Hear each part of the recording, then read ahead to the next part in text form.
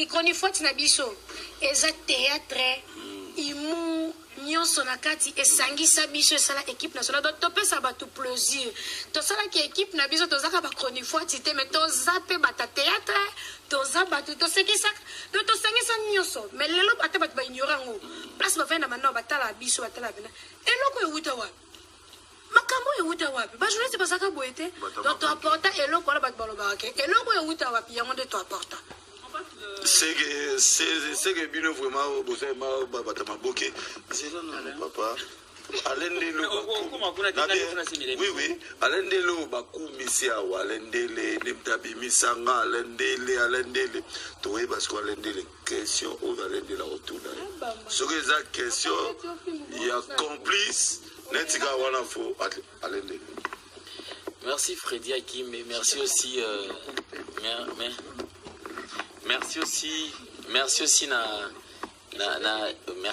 merci na Jaël Lukoki puisque lorsque déjà bien ici avec non boya tokutana donc je crois que l'équipe na parce que c'est une fille lelo c'est vrai à moi nanga. C'est ça le but. Alors nazonga momuke anasima. Je n'ai pas trop de questions à faire mais na pesa mini conseil. Mais avant na pesa conseil na ngina poser une question. Conseil vient après. Oui, na ngina poser une question moko. En parlant de Jaël Lukoki, Jaël Show, Lelo, Jaël et Lobina Lelo, Tia Komi Awa, lecture Nini au Jaël Ozosala par rapport à la carrière, na une vie personnelle. Deuxième question. Question à Liboso.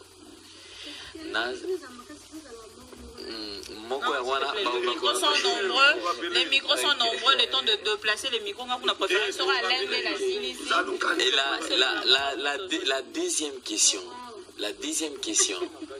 la deuxième question, j'aimerais bien avoir la réaction. Il y a papa Derek Lukoki, il y a papa parrain à Jaël, papa Sergi Lukoki, puisqu'il y a aussi une famille, serviteur de Dieu. Réaction, d'ailleurs, félicitations à RDC. Alors, réaction, il y a un responsable, puisque je connais que les familles moko bazara na moi logiquement boy. Réaction à Bango vis-à-vis du comportement actuel, il y a Jaël Show. Les animes, on a des questions à tout. Ok, on peut passer directement aussi. Les micros sont nombreux, on va vous rappeler Rachel. Pas 5 sati est bon. Nana ina Jaël la mokilo oui. Bon là on se regarde. Alendele. Non. Vérité c'est trop fort. Ça la lecture. Ya banda na banda. Lelo na place de vie professionnelle, vie privée na yo. Ça lecture na osiko yo. Jaël. Vous avez un côté. Boye. Naza, je crois que ma remarque de ça la moto place à Zali. Voilà. Là, je peux répondre qu'avant, j'étais Jaël Lukoki, Jaël Show débit et Ti place dans Kende.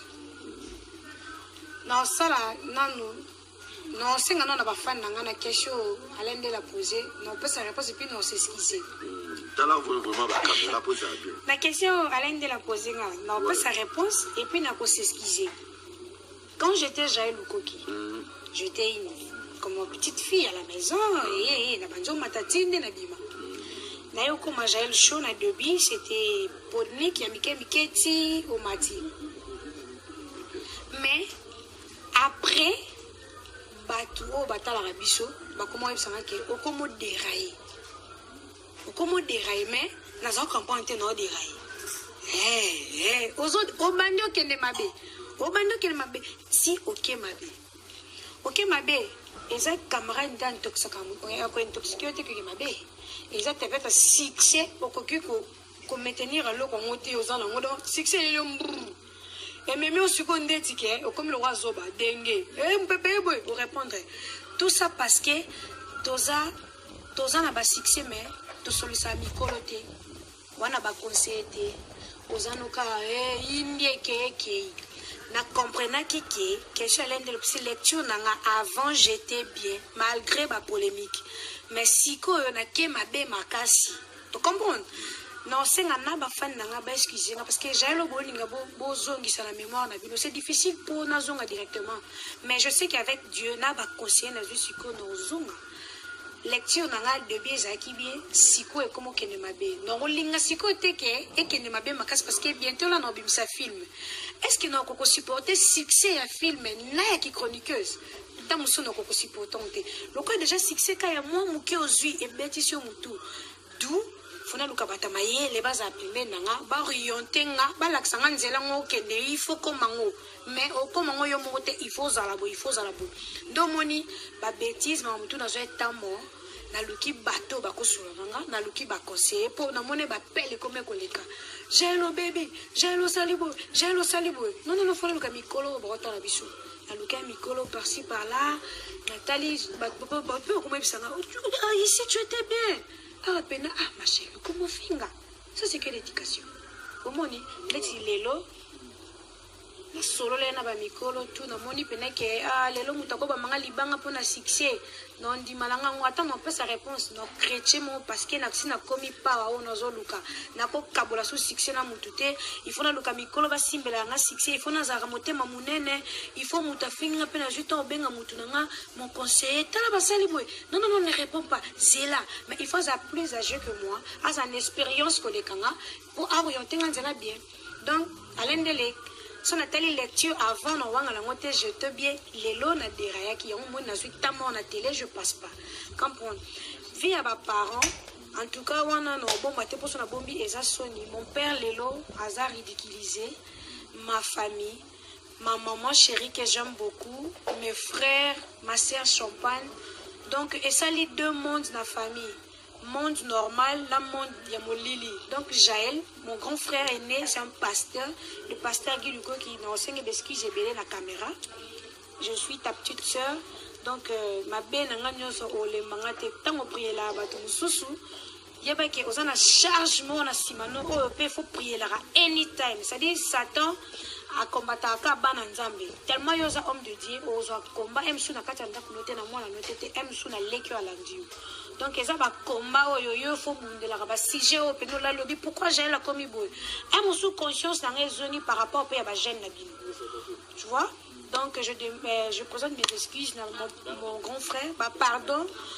Dans Nazar, pardon, mon sincère, ma famille, le quoi qui m'obimba. Ma maman chérie, à sa crise, jour où ma fille n'a pas été, aux asserts à champagne, et tout blague est tellement en attention, bah, bah, ça est là, mais ça la crise, tu vois. Donc, on a un mangamboumo, et on a péqué si maman, qu'on t'a la casse sur internet, qu'on t'a la casse. Donc, pardon, papa, pardon, maman, je crois que ma polémique faisait la carte, après ça, mon action maintenant, on dîner polémique, et puis dans ça, on a une propre peau, et puis ça fait image la binauté.